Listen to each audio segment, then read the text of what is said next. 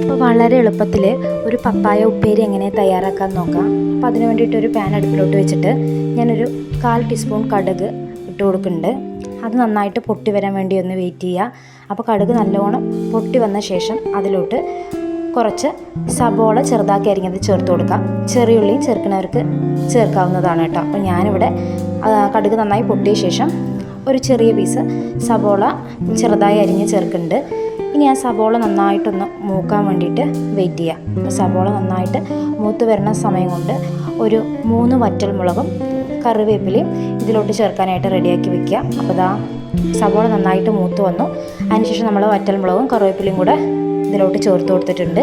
ഇനി ഇതിലോട്ട് ഒരു 1/4 ടീസ്പൂൺ മഞ്ഞൾപ്പൊടി കൂടെ ചേർത്ത് നന്നായിട്ടൊന്ന് ഇളക്കുക. അതിനുശേഷം ഒരു 1/4 ടീസ്പൂൺ മുളക് പൊടിയും കൂടെ ചേർത്ത് അതിൻ്റെ പച്ചമണം മാറുന്നവരെ നന്നായിട്ടൊന്ന് ഇളക്കി കൊടുക്കുക. അതിനുശേഷം നമ്മൾ കഴുകി വൃത്തിയാക്കി വെച്ചിരിക്കുന്ന പപ്പായ ഇതിലോട്ട് ചേർത്ത് കൊടുക്കുക. വളരെ ചെറിയ കഷ്ണങ്ങളായിട്ടാണ് അരിഞ്ഞിരിക്കുന്നത്. അതുകൊണ്ട് നമുക്കിതിന് പ്രത്യേകിച്ച് വേവാനായിട്ട് വെള്ളമൊന്നും ഒഴിച്ചു കൊടുക്കേണ്ട ആവശ്യമില്ല. കുറച്ച് ഉപ്പും കൂടെ ചേർത്ത് നന്നായിട്ടെല്ലാം ഒന്ന് മിക്സ് ചെയ്ത് അടച്ച് വെച്ച് ഒരു ചെറിയ തീയിൽ കുറച്ച് നേരം വേവിച്ചെടുക്കുക കേട്ടോ.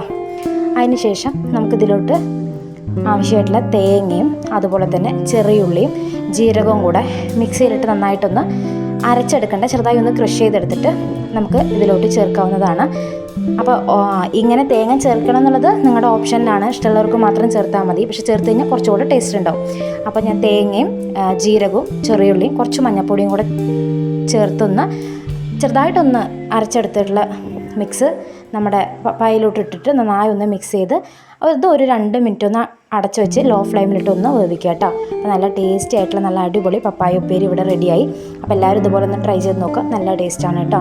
അപ്പോൾ ഇതുപോലുള്ള റെസിപ്പികൾക്കായിട്ട് നമ്മുടെ ചാനലൊന്ന് സബ്സ്ക്രൈബ് ചെയ്ത് എല്ലാവരും നമ്മളെ ഒന്ന് സപ്പോർട്ട് ചെയ്യുക. പുതിയ വീഡിയോകളായിട്ട് വരുന്നവരേക്കും എല്ലാവർക്കും ബൈ.